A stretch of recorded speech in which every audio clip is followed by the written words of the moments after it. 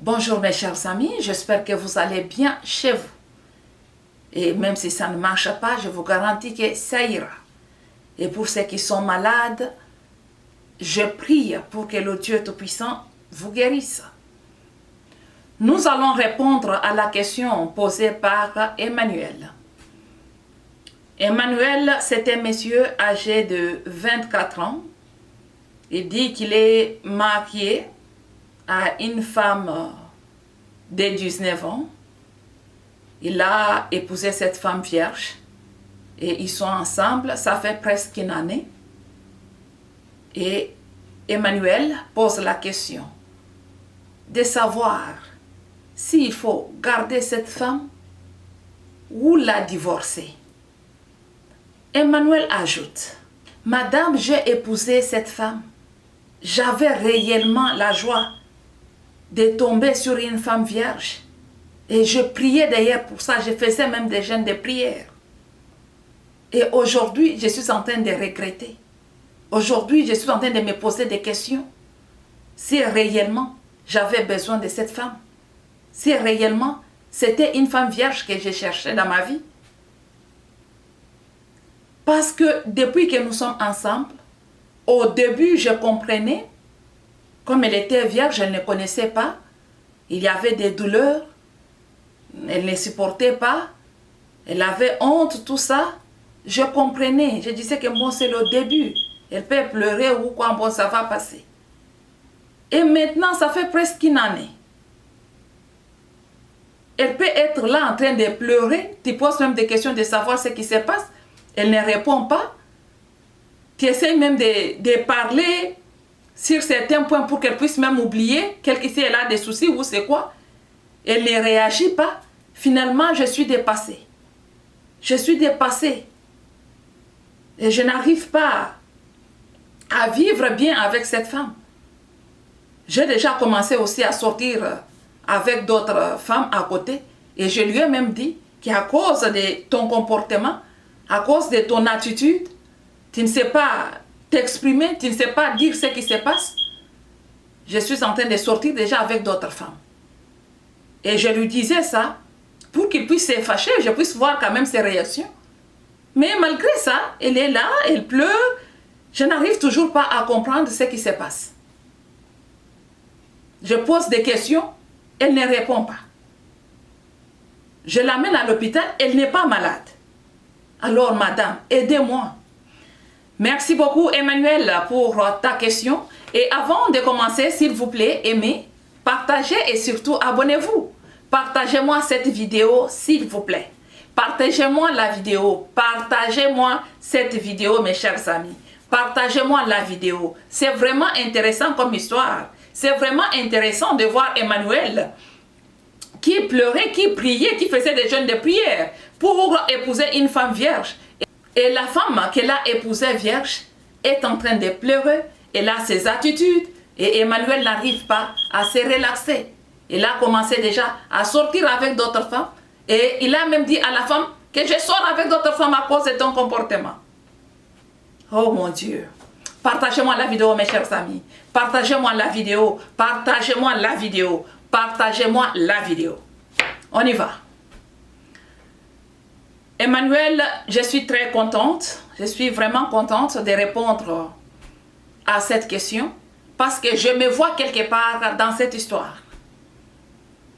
Laisse-moi te dire dès le départ que ta femme est en train de faire une dépression coïtale.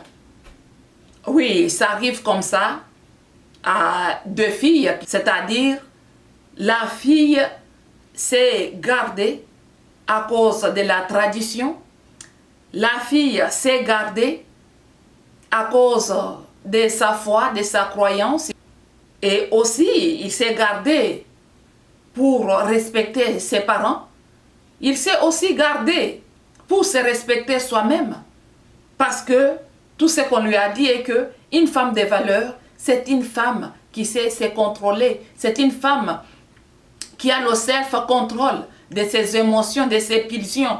Donc, la femme a accepté de se garder. Et aussi, il s'est gardé comme ça pour son mari. Parce qu'il veut épouser un homme un homme qui va l'apprécier, un homme qui sera fier d'avoir épousé une femme vierge.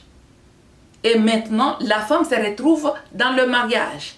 Et avec tout ce qu'on parlait à gauche, à droite, que la sexualité c'est un péché, il ne faut jamais faire ça, attention c'est un péché, même le fait seulement de penser que tu es en train de faire l'acte avec un monsieur ailleurs là, c'est un péché. Il faut confesser, il faut se repentir. Alors la personne a déjà ça dans son esprit. Elle sait que vraiment la sexualité c'est sale. La sexualité, oui, elle a ça dans son esprit. Donc, maintenant elle se retrouve dans le mariage. Tout ça, ça vient dans la tête. Elle voit qu'elle a perdu sa virginité. En quelque sorte, la personne a un esprit de révolte. La personne se sent perdue. La personne se sent des fois abandonnée à elle-même. Des fois, elle se pose des questions. Pourquoi j'ai fait ça? Ce n'est pas ça ce que je voulais. Et on se pose beaucoup de questions, surtout quand tu épouses un homme chikono. Un homme chikono, c'est-à-dire un homme qui n'apprécie pas sa femme. C'est-à-dire tu épouses une fille vierge, donc une brand new, et puis tu ne l'apprécies pas. Tu ne sais pas dire à la femme, je suis content de t'avoir dans ma vie. Tu ne sais pas dire à ta femme que tu seras un modèle pour nos enfants. Tu ne sais pas dire à ta femme que tu es la personne que je cherchais toujours. Tu ne sais pas dire à ta femme que je suis fière d'être ton mari.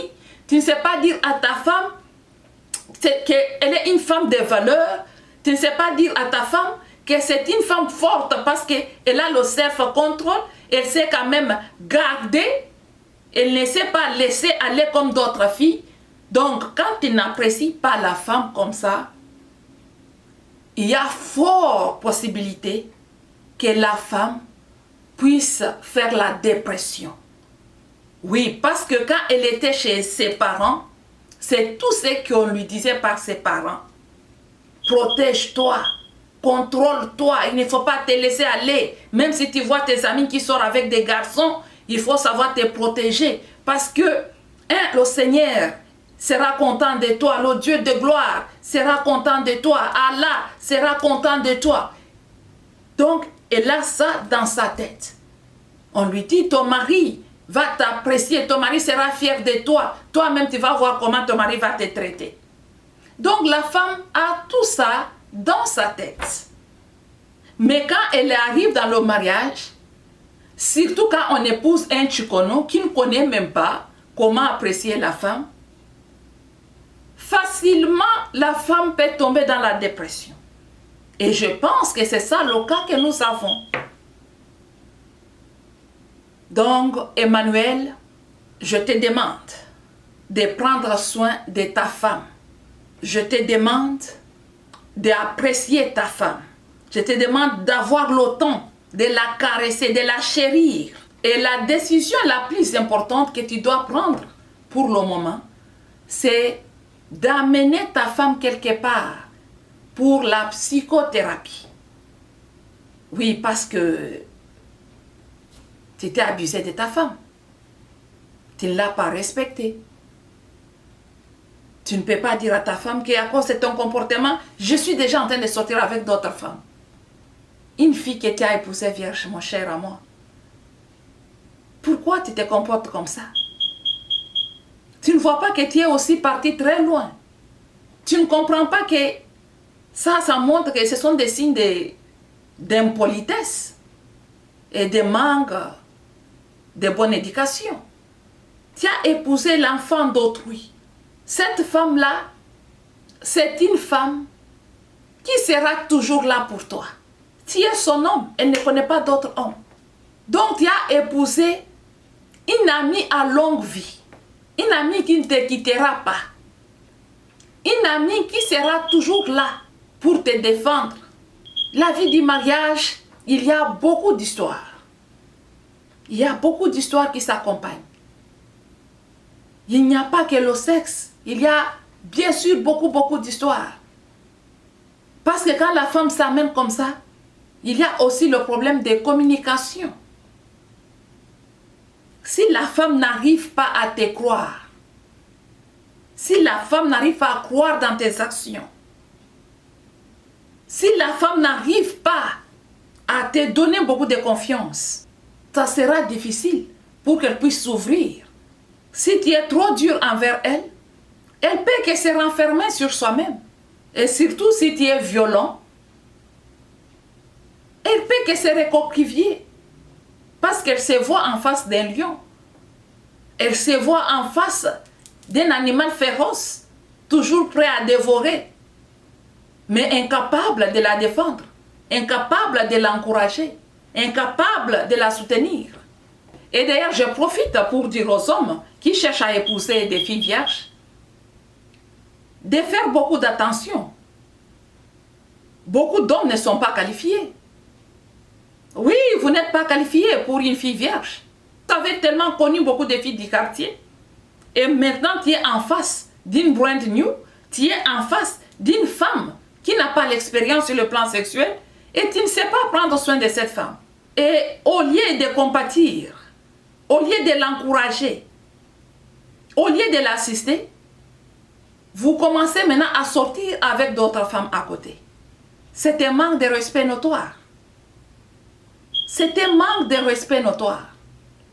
Si vous cherchez à épouser une femme vierge, soyez sûr que vous serez à mesure de l'assister. Vous serez à mesure de l'aider. Vous serez à mesure de la chérir.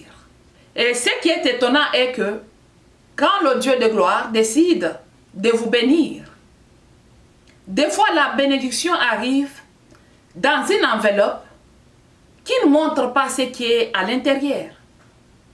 Des fois, vous pouvez voir l'enveloppe sale. Des fois, vous voyez l'enveloppe pleine des épines. Mais si vous n'avez pas assez de maturité et de la sagesse, vous allez jeter l'enveloppe de côté. Et c'est ainsi qu'aujourd'hui, la majorité se retrouve à côté de leur destinée. Et ils continuent à pleurnicher, continuent à crier, à pleurer devant le Seigneur. Ils continuent à crier, à pleurer devant le Dieu de gloire. Donne-moi la bénédiction. Et ils ignorent qu'ils ont jeté la bénédiction de côté, juste à cause de l'enveloppe. C'est très important de prendre le temps de nettoyer soit l'enveloppe, ou soit de voir comment ouvrir cette enveloppe et voir ce qu'il y a à l'intérieur. Et c'est ce que la majorité ignore. Vous vous attendez seulement à quelque chose de parfait, à quelque chose de bien constitué, à quelque chose de bien fait. C'est ce qui apporte aujourd'hui beaucoup de problèmes, beaucoup de difficultés. Mes chers amis, et spécialement, chers messieurs, je vous demande de développer la patience et la compréhension. Surtout quand vous êtes en face de la femme là que tu as épousée vierge. Il faut aller avec elle petit à petit. Pour certaines femmes, l'adaptation est facile et vite fait. Mais pour d'autres, l'adaptation est vraiment lente. Compte tenu de ses croyances, compte tenu de tout ce qu'elle écoutait avant d'entrer en mariage. Alors, c'est à vous de prendre soin de votre épouse. La femme que vous avez, ce n'est pas une femme à divorcer. Mais c'est une femme à chérir. C'est une femme à féliciter. C'est une femme qui sera un modèle pour tes enfants. C'est une femme qui s'est mariée, pas pour divorcer. Mais elle s'est mariée pour aller avec toi jusqu'à la gare. Donc, si vous n'êtes pas encore arrivé à la destination, elle ne peut pas descendre. Et même si tu décides de la faire descendre, c'est pour juste te faire souffrir et embrasser la misère. Je vous demande d'être tous attentifs à ce que vous voulez dans la vie. Et une fois que vous savez ce que vous cherchez, et vous remarquez, il y a certaines choses qui ne fonctionnent pas comme vous voulez, c'est mieux de développer la sensibilité pour pouvoir voir ce qui se passe il y a des problèmes ou des situations qui persistent juste parce qu'on a essayé d'ignorer, juste parce qu'on a essayé de négliger. Mais quand on est sensible, il y a la possibilité de comprendre la personne. Si tu es une personne qui ne sait pas compatir aux problèmes ou aux difficultés de ta conjointe ou de ton conjoint, je vous assure, vous allez créer le manque de confiance dans votre foyer. Vous allez créer la méfiance entre vous deux et votre couple ne peut pas bien fonctionner. Je vous conseille d'envoyer votre femme au centre pour la psychothérapie. Nous voici à la fin de notre conversation.